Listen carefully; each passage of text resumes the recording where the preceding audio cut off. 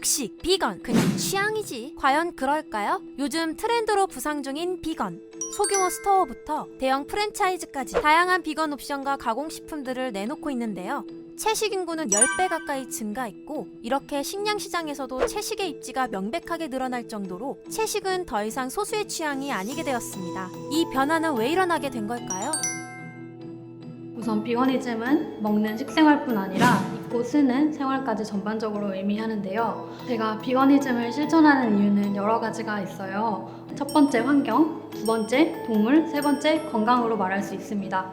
과학자들은 지금과 같은 기후위기 상황에서 인류가 구사해야 할 단기 전략으로 에너지 전환, 식단의 전환을 꼽고 있어요. 작년 말에 발표된 사이언스지 논문에서는 지금 당장 에너지 분야의 탈탄소에 성공한다고 해도 그 먹거리 생산과 소비 과정에서 발생한 온실가스 때문에 기후위기 극복이 불가능하다, 이런 논문까지 지금 발표된 상황이거든요. 축산업이 전 세계 온실가스 배출량에서 차지하는 비율은 무려 16.5%로 우리가 흔히 알고 있는 탄소 배출의 주범인 수송 부문이 차지하는 비율 13.5%보다도 큽니다. 이 중에서도 육류의 영향은 61% 이상입니다. 대체 어디에서 이 많은 온실가스가 배출되는 걸까요? 가장 좋은 것은 숲, 나무를 베지 않는 것이라고 했습니다. 인간이 배출하는 온실가스를 상쇄할 수 있는 가능성을 잃어버리는 것이기도 하기 때문입니다. 육식을 하면 채식을 할 때보다 18배의 농경지가 필요해요. 숲을 개간할 때 방화를 통해서 이걸 하게 돼요.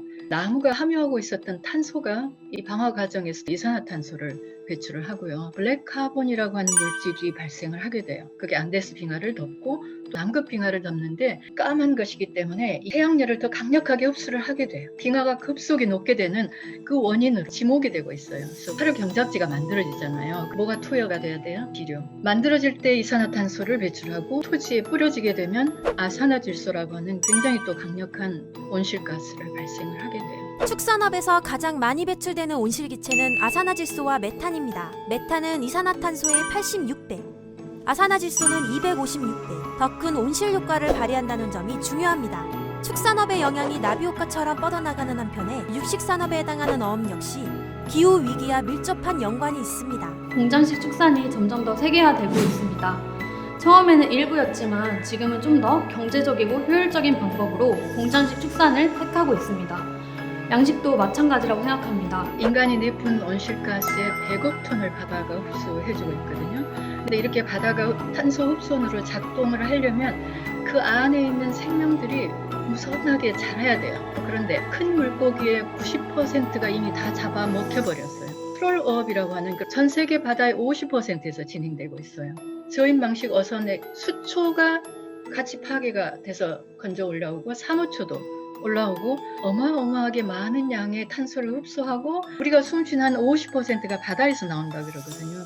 그 작용을 해주는 게 수초들이에요. 근데 조만간 바다가 탄소 흡수원에서 탄소 배출원이 되지 않을까. 그렇게 되면 우리에게는 희망이 없어요.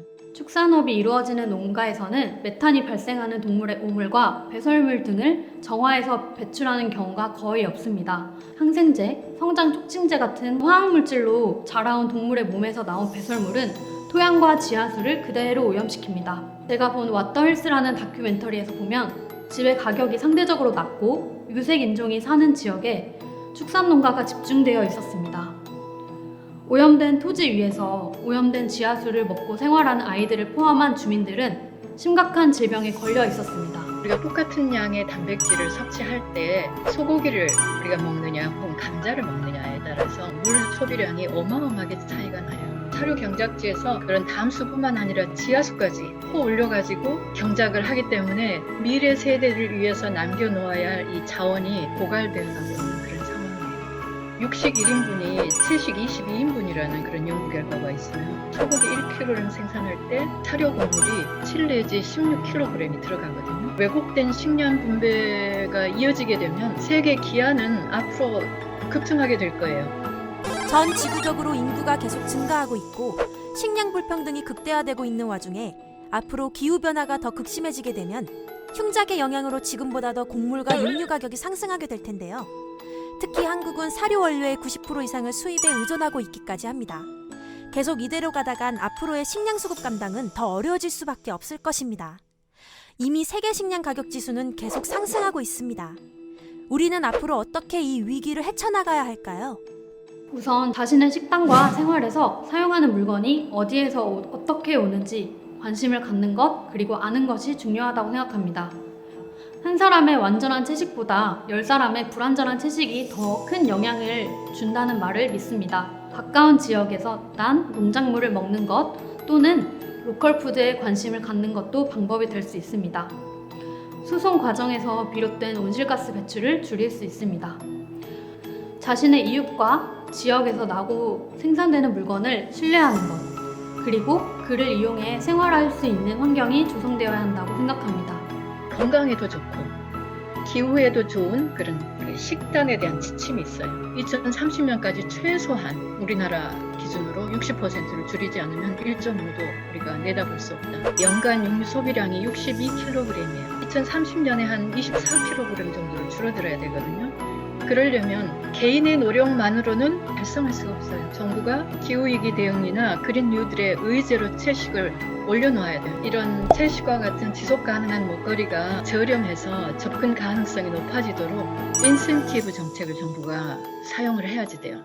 집단적인 급식소에서 채식은하를 운영하고 교육을 통해서 먹거리 전환을 가속화시키는 이런 일들이 함께 진행이 돼야 한다고 생각해요. 우리 사회는 여전히 육식을 최상위 음식 트렌드로 다루고 있습니다. 미국 하버드 법학 대학원의 헬렌 하워드 박사의 연구에 따르면 가축 부문의 메탄 방출량이 2030년까지 60%가 증가할 것으로 예상된다고 합니다. 국내의 경우에도 환경 규제로 인해 축산 농가수 자체는 줄어들고 있지만 수요에 따라 각각의 규모와 가축 수는 늘어나고 있는 추세인데요. 인류 역사상 단 한 번도 시도된 적이 없는 다함대한 식단의 전환이 시급하다. 기후 재앙을 막는 가장 효과적이고 빠른 방법은 바로 지금 고기가 들어간 식단을 중지하는 것입니다.